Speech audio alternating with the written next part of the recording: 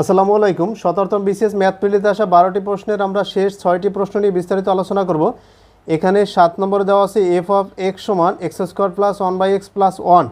তাহলে অনুরূপ কোনটি নিচের? এইখানে ক নম্বরে দেওয়া আছে এফ অফ অন সমান 1, এটা দেওয়া আছে। তাহলে আমরা দেখব এই এফ অফ অনের ভ্যালু কত আসে। তাহলে এখানে এফ অফ এক্স সমান এটা, এফ অফ অন বসাই দেবো। তাহলে এক্সের জায়গায় আমরা যেহেতু অন বসাই দিছি, ডান পাশে এক্সের জায়গায় অন বসিয়ে দেবো। তা অনের উপর স্কোয়ার দিলে অন হবে, আর এক্সের জায়গায় এইখানে অন দিলে অন ভাগ অন অন, আর এই অন তার মানে কত আসে 3। কিন্তু আমাদের দেওয়া আছে এফ অফ অন সমান অন, তাহলে এটা কিন্তু হবে না। আপনারা ঘ নম্বরের দিকে তাকান, এটার ঘ নম্বরে দেওয়া আছে এফ অফ অন সমান 3। আমাদের কিন্তু এই যে এফ অফ অনের ভ্যালু 3 চলে আসছে, তার মানে এইটার ঘ নম্বরটা সঠিক উত্তর। বাকিগুলো কিন্তু করাও লাগে না। তারপর আপনারা করে দেখতে পারেন। খ নম্বরে দেওয়া আছে এফ অফ 0 সমান 1। আমরা এই এফ অফ 0 বসিয়ে দেখব। তাহলে লেফট সাইডে আমরা এক্সের জায়গায় 0 বসিয়ে দিছি, রাইট সাইডে আমরা এক্সের জায়গায় 0 বসিয়ে দেবো। এই এক্সের জায়গায় 0 বসালে 0 ফেস করে দিলে 0, আর 1 ভাগ 0 মানে কি? কোনো কিছুকে 0 দ্বারা ভাগ করলে সেটা ইনফিনিটিভ, আর এই 1 তার মানে এটার আমাদের রেজাল্ট চলে, এই যে ইনফিনিটিভ আছে তার মানে এটা ইনফিনিটিভ চলে আসবে। তো এটাও আমাদের হবে না, কিন্তু এখানে দেওয়া আছে 1। এই ইনফিনিটিভ থাকলে আর এর সাথে যদি কিছু থাকে তাহলে টোটাল যোগ করলে সেই ইনফিনিটিভ হবে। এরপরে গ নম্বরে দেওয়া আছে এফ অফ -1 সমান 3, কিন্তু এফ অফ -1 সমান 3 হবে না, কারণ এফ অফ অন সমানই 3 বেরিয়েছে। তো এফ অফ -1 ভ্যালু কত আসে আমরা দেখি। লেফট সাইডে আমরা এক্সের জায়গায় -1 বসিয়ে দিয়েছি, রাইট সাইডে আমরা এক্সের জায়গায় -1, তাহলে -1 এই স্কোয়ার। তাহলে কোনো মাইনাসের ভ্যালুর উপর যদি পাওয়ার জোর থাকে তাহলে মাইনাসটা থাকবে না। -1-এর উপর পাওয়ার স্কোয়ার আছে, মাইনাসটা থাকবে না, কিন্তু 1-এর উপর স্কোয়ার দিলে 1, আর 1 ভাগ -1।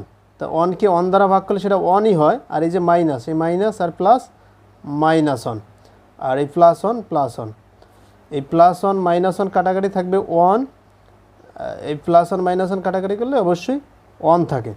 তাহলে এটার সঠিক উত্তর হচ্ছে ঘ, এফ অফ অন সমান 3। 8 নম্বরে একটি দ্বিঘাত সমীকরণ দেওয়া আছে। আমাদের বলছে এর মূল দুটি সমান হয় তবে পি এর মান কত, এই পি এর মান বের করতে বলছে।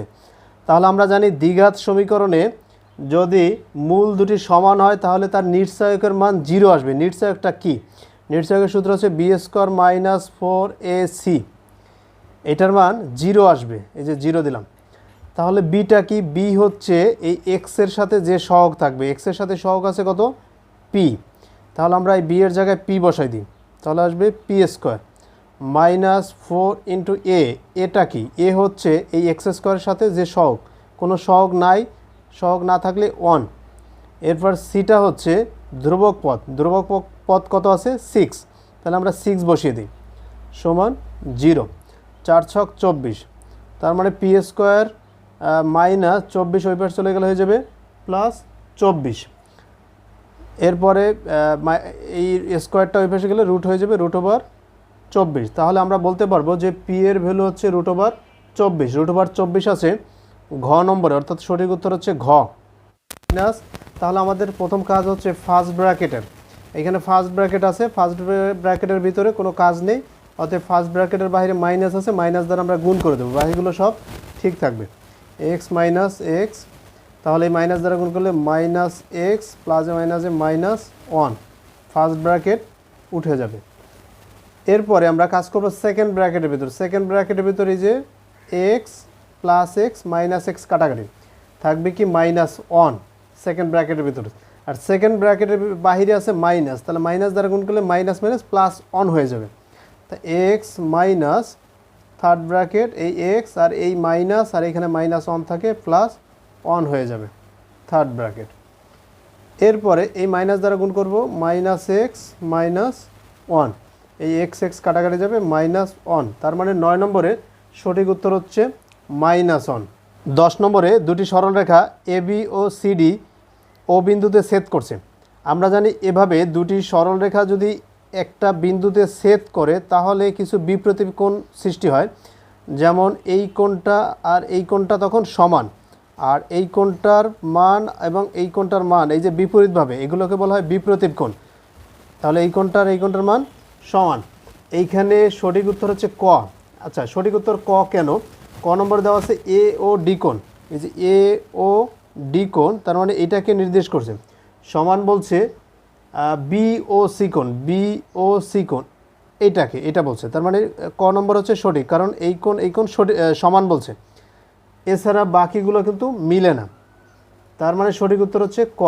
11 নম্বরে দুটি সরলরেখা দেওয়া আছে, আমাদের বলছে সরলরেখা দুটি কোন বিন্দুতে ছেদ করে। এখন এই সরলরেখা দুটি সমাধান করলেই ছেদবিন্দু বের হয়ে যাবে।